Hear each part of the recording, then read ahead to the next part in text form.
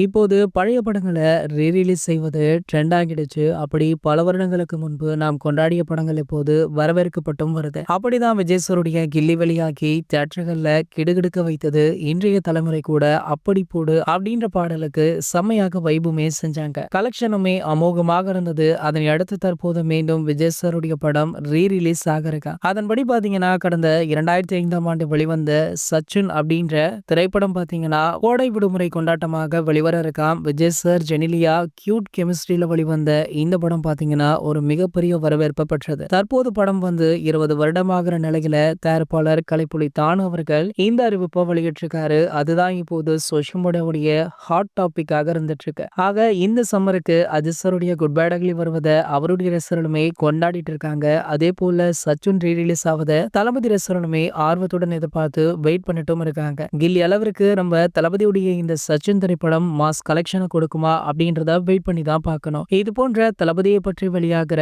அனைத்து செய்திகளுமே நீங்கள் உடனே தெரிஞ்சுக்க நம்மளுடைய தளபதி டாக்கீஸ் சேனலை மறக்காம சப்ஸ்கிரைப் பண்ணிக்கோங்க.